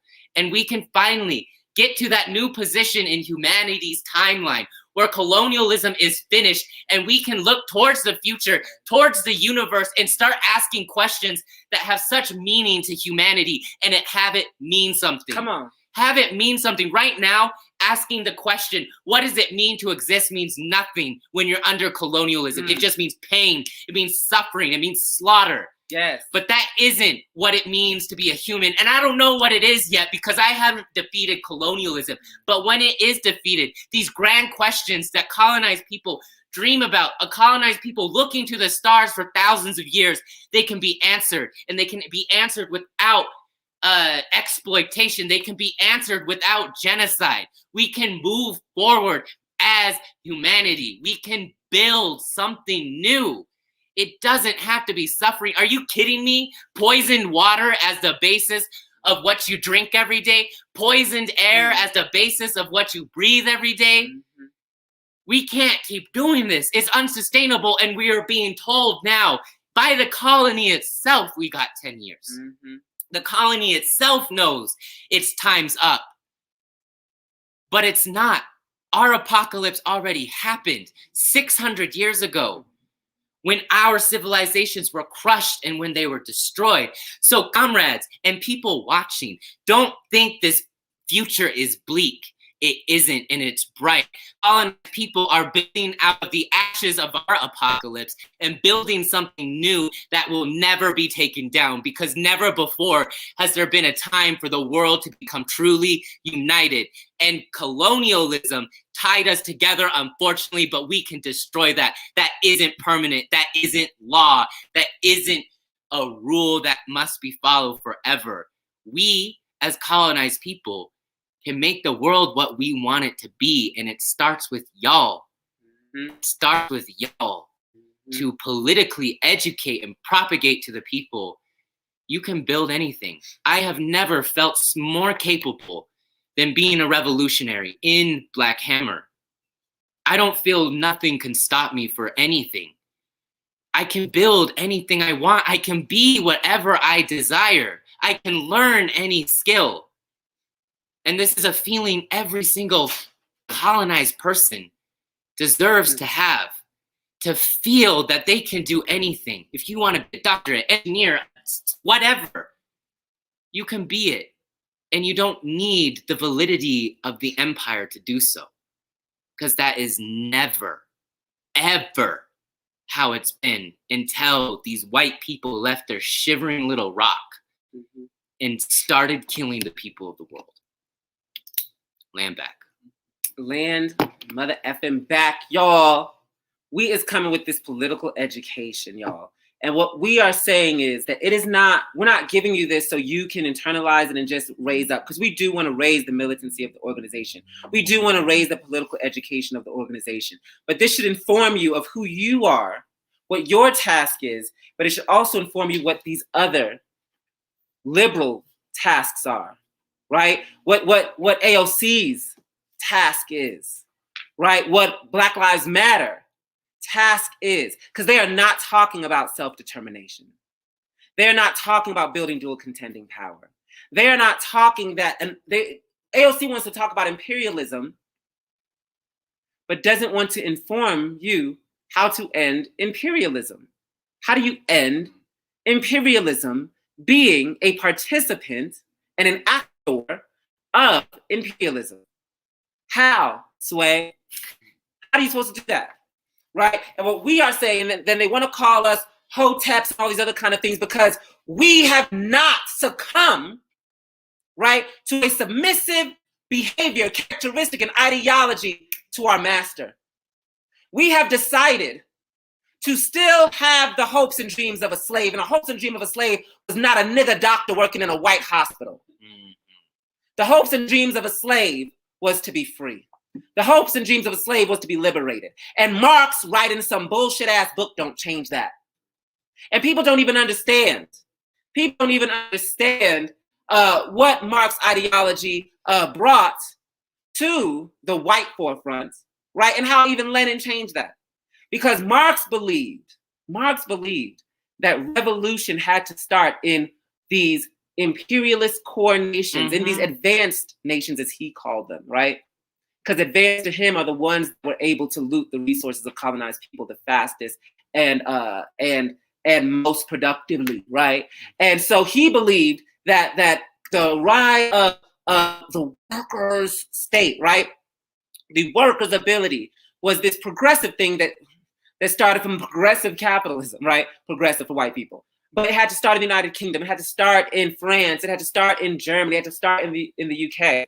So when Lenin came, and Lenin and Stalin and Trotsky started and led a revolution in Russia and then opened it up and created the Soviet Union, that overturned what Marx said, right? Because Marx wasn't a revolutionary. Marx was a writer. Marx was an ideologue. Marx did not lead a revolutionary organization that was fighting for power, right? Marx was a talker. Marx was a writer of books. That was it. Period, right? Like a lot of these other people that y'all worship. You feel me? And it's nice. People that write things is nice, right? But the people that really do, right? Like Frantz Fanon is dope, right? But Che Guevara is better. Patrice Lumumba is better. Thomas Sankara is better because they actually did it, right? And so when you look at how, so Lenin proved Marx wrong, right? That no, it can happen in countries, in nations that are not these advanced nations, because Russia at that time was still living under feudalism. It did not have this turn of capitalism like Marx said, right? It was still under these czars. And then here Mao came, right? And then Mao advanced it to say it does not need to be these workers in these industries, right? That it could be peasants, right? And prove that wrong. But the clinginess to Marxism right, has actually been a hindrance to revolution. That's why Mao didn't get help from the USSR, because the USSR, with their Marxism, Leninism, did not see the significance of colonized people rising up. That's why Patrice Lumumba did not get the real assistance that he needed from China, from the USSR, because they did not see the significance of Africa at being this place that the empire was stealing resources from. That's why the USSR fell. People say, oh, the USSR fell because it didn't have a cultural revolution, to have this and have that, and blah, blah, blah. It fell because the core contradiction of colonialism, which spurts and creates capitalism, which spurts and creates imperialism, was not attacked and overturned, and they were still fighting over these systems, and America was able to have their Cold War and overturn them and get them to be split. Right? That is why the USSR did not assist Cuba when Cuba was fighting in Angola for the Africans, and told Cuba, do not fight for those Africans in Angola. We will stop giving you resources if you do. But Cuba did it anyways, because Cuba, at that time, understood more than ever the importance of colonized unity, and understood the importance of the base of the contradiction, of the looting, of where the actual means of production was occurring, and it wasn't in these white factories. That's why the USSR gave millions of dollars to the Communist Party USA to slander, to belittle, and to even work with the FBI to destroy Marcus Garvey UNIA. That's why W.E.B. Du Bois spoke so avidly against Marcus Garvey UNIA. That's why Communist Party USA, when that sellout ass hoe Angela Davis came, she took the money and resources what the Communist Party USA was giving her to slander the Black Panther Party, which she lied and said she was a part of. She called the Black Panther Party chauvinist and misogynist, even though the Black Panther Party had African woman leadership all up and down. Elaine Brown was the chairman of the entire national Black Panther Party, while Angela Davis was calling them misogynist, but Angela Davis went and sucked the white peen of the Communist Party USA that was led by all white men and did not have any women in leadership. Because of Marxism, Leninism. See how it leads you to incorrect conclusion. Land back. So now we are going, we said what we said. Fuck Angela Davis. Say it again. We'll say it again, say it again. Land back, y'all. Now we are going to this next piece that SG bookmarked for us to talk about. I'll read that back, and we're going to lay it out. Land back. All right, y'all. When Castro grandiosely announced a total war in March of 1958 and warned of columns moving quickly north, east, and west toward key objectives in all parts of the island, the army reacted as to an invasion. It had no way of knowing that the columns consisted of fewer than 200 men in all, or that a so-called Second Front announced at the same time had been opened in Northern Orient by a force of no more than 65 guerrillas, their heaviest weapon, a 30 caliber Browning automatic rifle. At the onset of the insurrection, Batista had sent 5,000 soldiers to the Sierra Maestra, cordon off the area and eliminate the guerrillas. The Sierra runs more than 100 miles east and west and is 15 to 25 miles deep. Simple arithmetic shows how impossible was the task set for the army, given a trackless terrain of precipitous and thickly wooded mountains. It would have been impossible with twice the number of troops. Land back, y'all.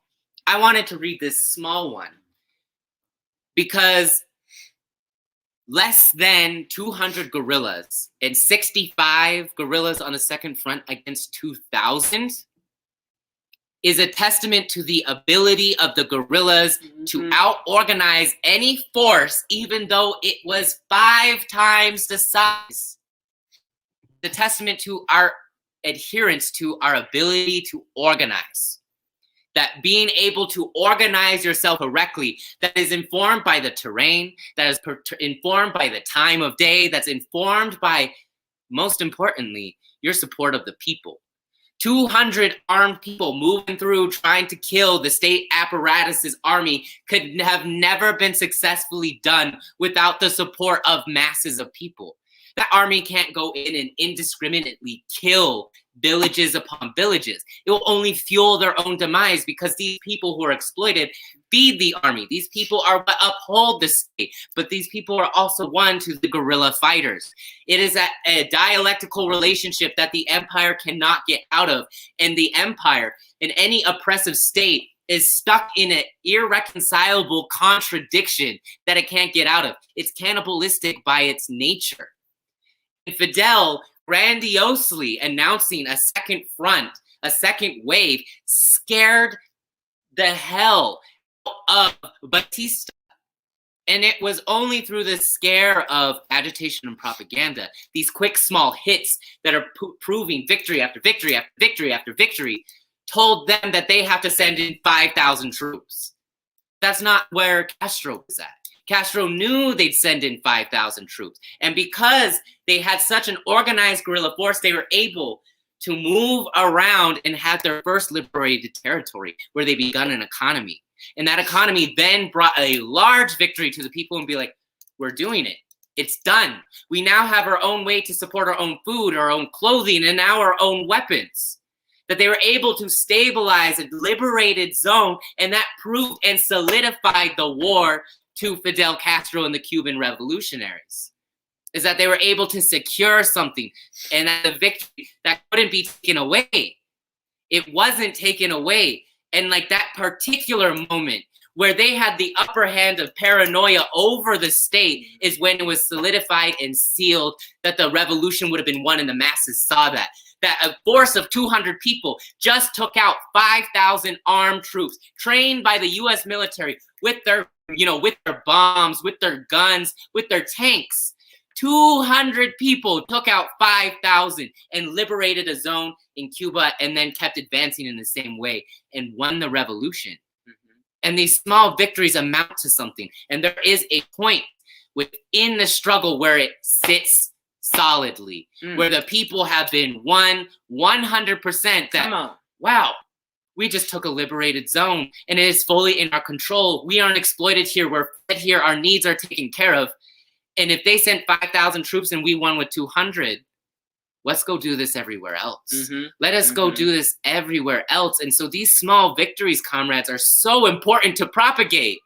That us being able to distribute 300,000 KN95 masks is a win and a terrifying thing for the state to see. And that's why it's so important, every single win. And chiefs, in your reports, it's important to highlight y'all's wins and propagate them to those under your leadership, because these small wins mean something to the masses of people. It means success and a consolidation of the victory of a revolution. And once that's in the minds of the people, the state can't stop it. The masses of people have consent to revolution from the guerrillas, from the revolutionary forces. And that can't be stopped. That cannot be stopped. And so the importance of agitation and propaganda can never be underestimated. Period. Ever, ever, ever, y'all. Show off those wins. That's why we flexing all the time. That's why we flexing all the time. Say, show our wins. Show our wins. Laying back, y'all. I wanted to answer this question from JBHO that said, what was it? Something about, wasn't the USSR allies of Cuba? And I want to expose, yes, but wasn't the USSR an ally of Cuba? Now, understand that, yes, they were allies. But the reason what we are criticizing is why were they allies, right? USSR was an ally with Cuba, not for anti-colonial understanding, right? They didn't have a unity with anti-colonialism. They had a unity with border warfare, and understood that the United States of America were creating proxy wars, right, in the Cold War on the border of the USSR. And so for the USSR to retaliate, it had to assist with also a border warfare. And the only thing they had at that moment, right, was Cuba, which is right by Florida. They had unity with Cuba, with where Cuba was placed, not with an understanding and unity with, and an understanding with the means of production which colonized resources and colonized labor creates for the empire. Because if USSR did, they would have not gave funding to the Communist Party USSA. They would have gave that funding to the Black Panther Party. right? They would have gave that funding to Marcus Garvey, UNIA. They would have gave that funding and assistance to Patrice Lumumba, Thomas Sankara, right? The New Jewel movement in Grenada, right? Nicaragua, all these struggles that were happening around the world with colonized masses, even in Vietnam. Where were they? Where were they? Right? Even in China's assistance of the Vietnam, right, was great. It was powerful, right? I'm going to say they gave, like, I believe it was 300,000 soldiers to guard North Vietnam, where Ho Chi Minh and General Giap were, which was powerful, but China should have marched all the way goddamn in. Right? Marxism stops them from that understanding, right? And also believing in these borders and nations and things like that, but we can get into that later. But it is a unity with border which united the USSR with Cuba. It was not a unity with anti-colonialism and colonized collect brilliance, all the stuff that we are laying out here today. Because your certain ideology may have you right some of the time, but our ideology, we are saying with our 4-point platform, has us right all the time. So that is what we are discussing, right? And when we are discussing and criticizing the Communist Party USA, because we have to understand that the Communist Party USA then turned and became the Workers' World Party, right? And today, what we are seeing in our generation is PSL. So when you look at PSL, you're looking at Workers' World Party, looking at Communist Party USA. When you look at Black Hammer, you are looking at the Black Panther Party. You are looking at Marcus Garvey, UNIA, right? You're looking at that continuation, right? And where we are historically with these national enemies. And I really want to impress what SG said. I really want to press on what SG said about this passage, because it really exposes the power of cadre versus imperial soldiers. And what we have to teach our people from this, because you heard the people are afraid because they feel like, because again, the two goals of the empire's theories and ideology and their education and intelligentsia and their science and their propaganda is to inform the people that they are righteous, right? That it is a good system. Imperialism, capitalism, colonialism is a good system. And that the next one is that it's never ending. And the never ending is a threat. The never ending is violent. The never ending is don't F with me. The never ending was 2 bombs dropping on Nagasaki and Hiroshima. That was the power of, that's the showing never ending. And what we are to expose is, one, they're not righteous. They're not, like, colonialism is not a good system. It's not a system that can last for the people or the planet. That's kind of like an easy part. The more difficult part is to let the people know that this beast, this imperialist beast, can be defeated. That's why America always says we're number one. We're the best. We've never lost a war. They won't even acknowledge the war that they lost. To this day, America will not acknowledge that they lost the Vietnamese War. To this day, they will not acknowledge they lost the Iraq War.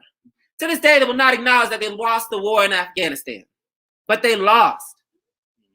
And what we have to expose to the people, because the people say, well, what about their nukes? What about their drones? What about their tanks? What about their military and their Navy and Marines, and now they have a Space Force. And they have lasers up in there. And we say, what about it? We say, look, just like this book says, these victories of colonized people around the world, you have to inform them. You have to say that is your victory too. So when you look at colonized people in the Middle East who have been fighting for 20 years against U.S. imperialism and have won, right? Donald Trump dropped the most powerful non-nuclear bomb on Afghanistan, but they won. They went into drone warfare, which was a whole new setup that nobody understood or knew how to fight with these drones. And they won, right? They fought for 20 years and they won, right? And they won. They assassinated and killed their leaders and they won. They put tanks and all that kind of stuff and they won. America is leaving the Middle East with their tail between their legs.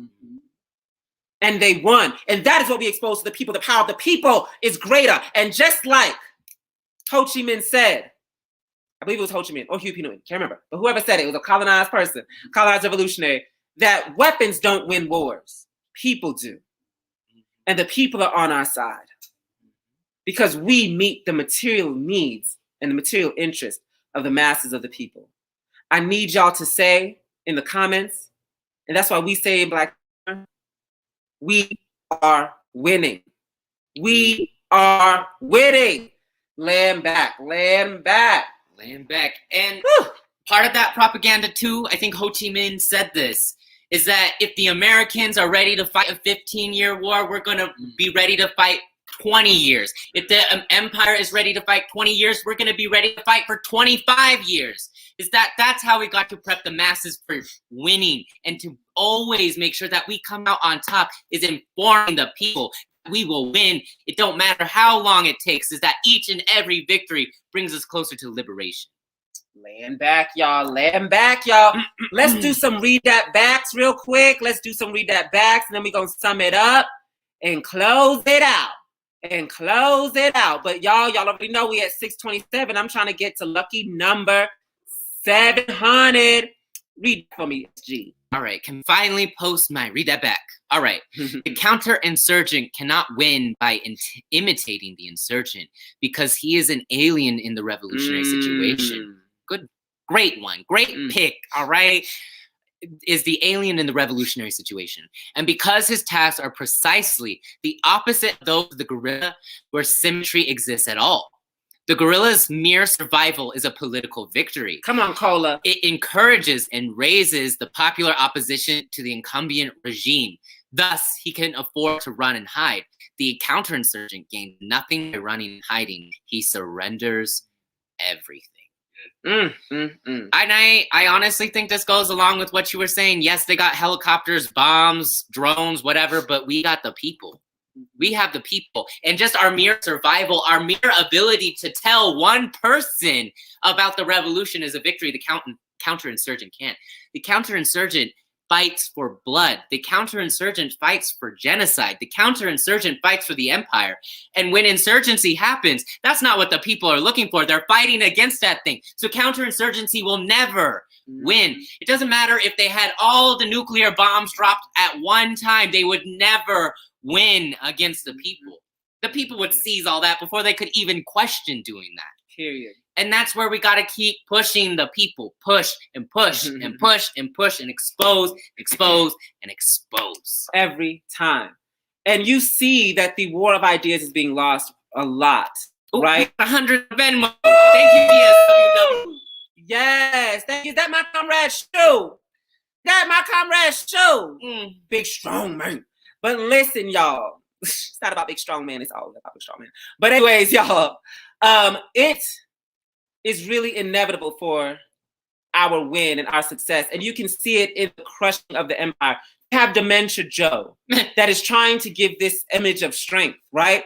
But he won't even take a press conference, right, with his own media. A media that wants to protect Joe Biden. There's literally one media source that will criticize Joe Biden. That's Fox News. That's it. CNN, MSNBC, CBS, Time Magazine, the New York Times, the Wall Street Journal, all of them, right, are sucking his toe and whatever else they can suck off of him. And he is still scared to come and actually deal with a press conference that is not pre-recorded, that is not predestined of which questions will come at him, that he doesn't have a well-written response for, and all of these things, because the empire is in such crises. And no matter if you pick Joe or Donald Trump, you are picking a captain of a sinking ship that is on fire, that has a plague.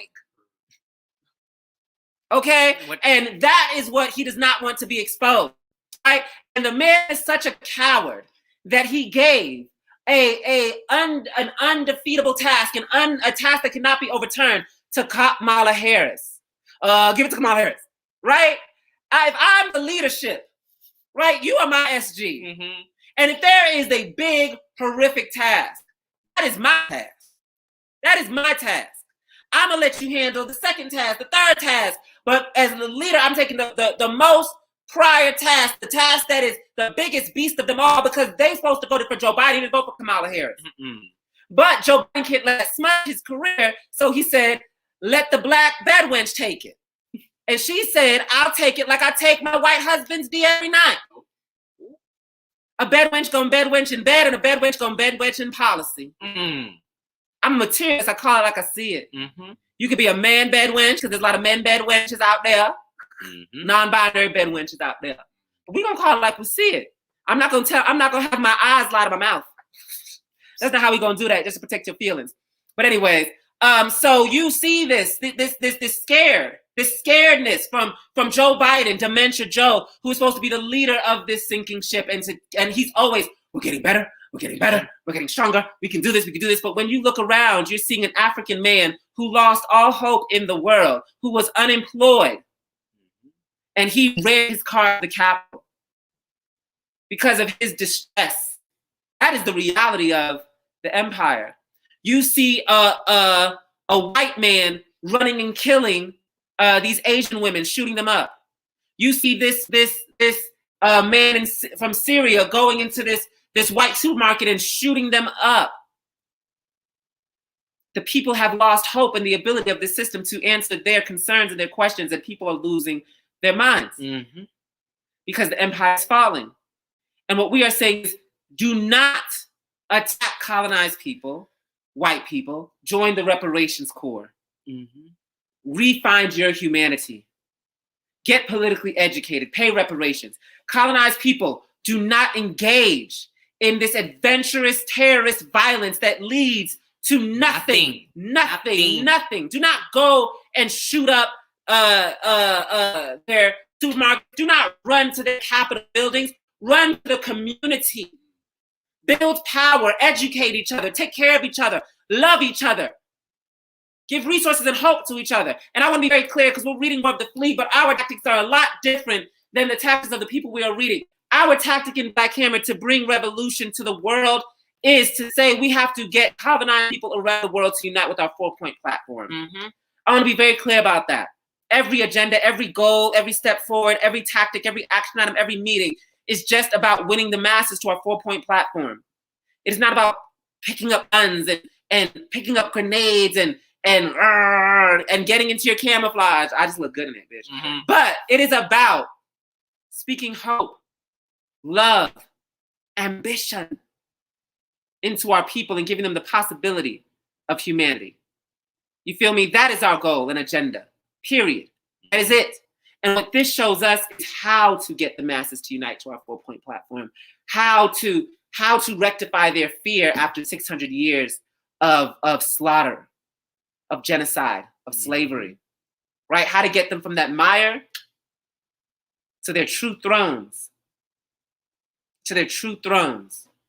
as the dictatorship of the masses of colonized people, right? We are saying, retract from this adventurous violence, retract from this terrorist violence. We got to love each other up. We are at 747 and 55 cents. That is the power of the people.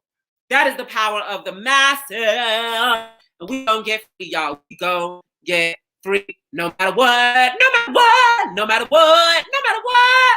Land back, y'all. And that's why we say land back. Exactly. Because that's the goal. It's not justice for Elijah. How you get justice for Elijah? Elijah dead, right?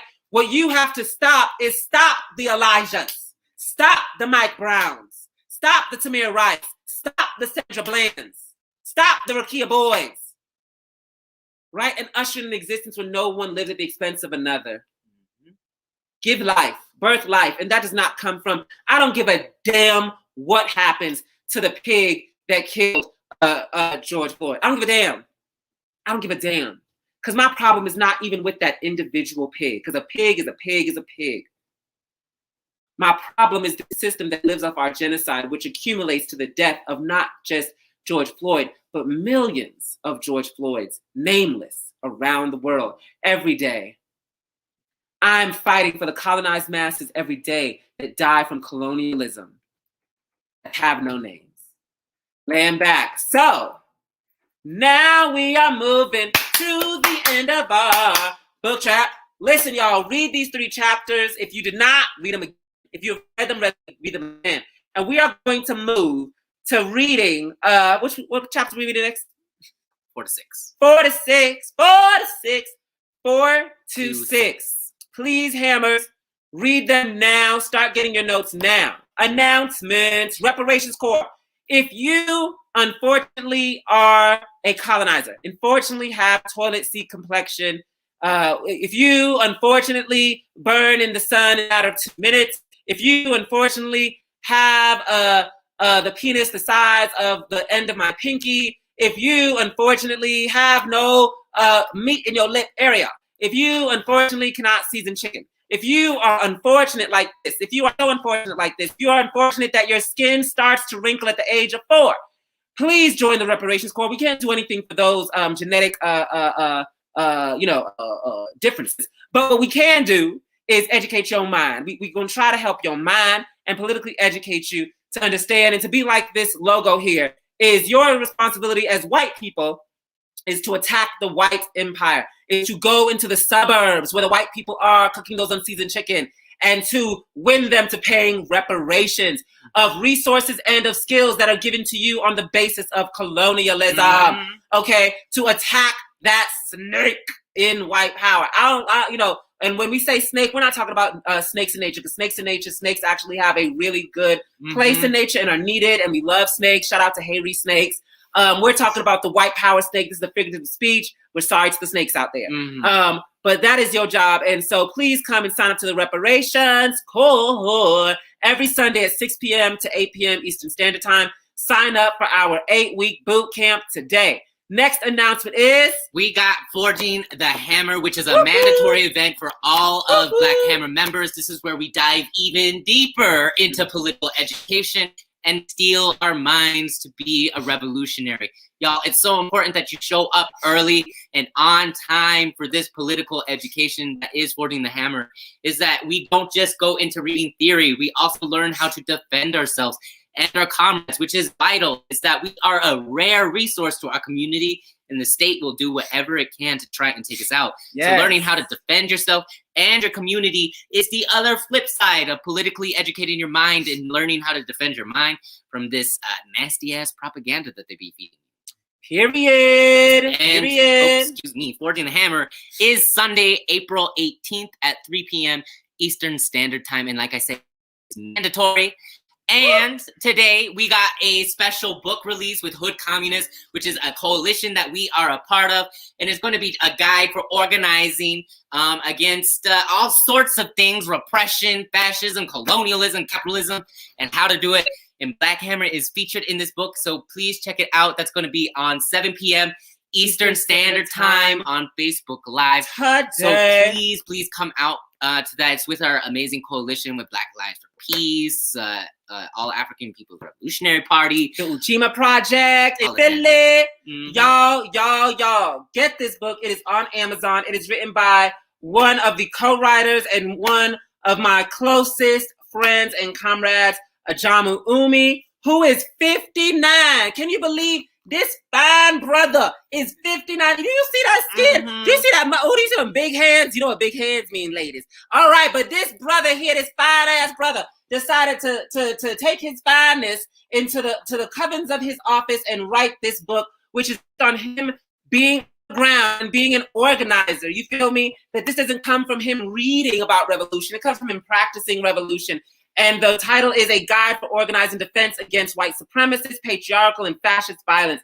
It is a beautiful book. It is a book that you hold on to and you gain lessons from. Myself, Comrade Onya Senwu from All African People's Revolutionary Party, Comrade Erica Keynes from Black Alliance for Peace, Comrade Mac from Black Alliance for Peace are going to be in the mother-sucking building reading this book. Letting y'all know the power of this book. Y'all already know Hood Communist was taken off of Twitter for doing what we're talking about today, taking the masses to the conclusion that revolution is the only solution. So please make sure to attend. Make sure to get all your African and colonized friends to this today. All right, y'all. Woo! What a powerful book track. But I need to know from y'all, because y'all slowing down in the comments. Did y'all fall asleep? Where y'all at? I didn't know where y'all at. Where y'all at? Say we right here if you right here. Say we right here if you right here.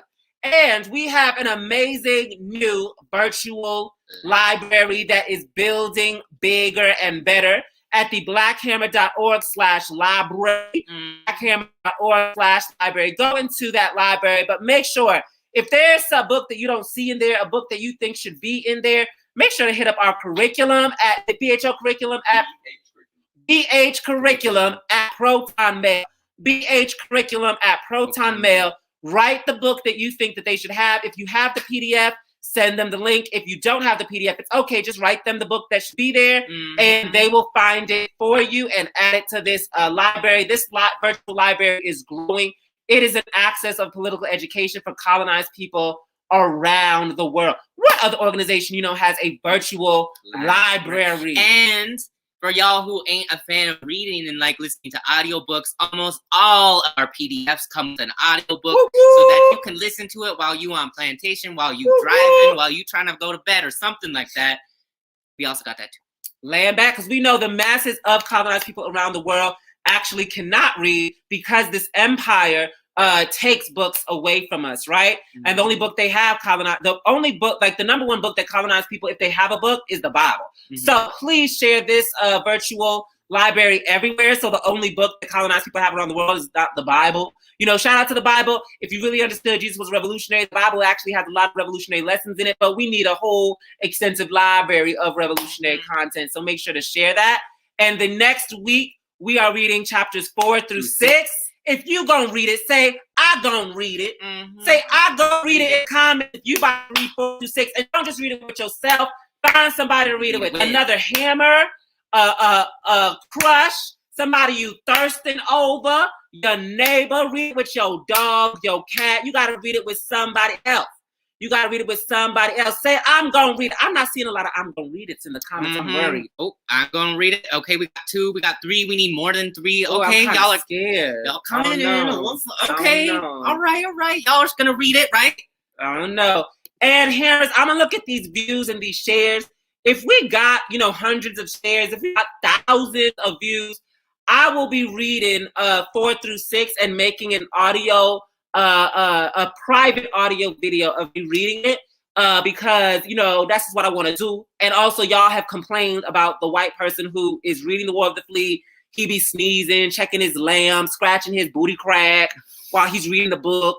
And I may scratch my booty crack, but I will make sure y'all don't know I'm scratching my booty crack while I'm reading this. But please make sure to share this and get the views up. I'm gonna look at it in about what's today? Sunday. I'm gonna look at it in Tuesday morning, and if we have hundreds of shares and thousands of views, thousands meaning more than 1,000, then I'm gonna record that. I'm gonna take time out of my day to record me reading. I'm gonna give y'all a show, theater, darling, theater. Okay, like Mariah Carey, fresh mask off, face makeup off, just giving you just all natural. So you think because you got a degree? Anyways, land back, y'all. What you want to say to the people before we peace out? I just want to tell y'all this was only chapters 1 through 3. We have so much more to get into. There's so many jewels within this book, and it really is transforming me as a revolutionary, and I hope it's transforming you. So with that, I'm gonna go ahead and say land back and see y'all next week. Wasn't this fun? Wasn't this entertaining? Wasn't this dynamic? These haters, they want to say, oh, Black Hammer is a cult of personality. No, bitch, it's a cult of personalities. Something you don't have. Something you dry bitches don't have. You're so dry. Y'all can't even spell personality. Because we're anointed. You feel me? We're anointed. We are the cadre. We are the vanguard. And the vanguard, looks like it's going to give you a show, baby girl. Shout out to my girl, Mia. Shout out to my girl, Mia. Okay, Mia Zedong. Mia Zedong. Land back, everyone.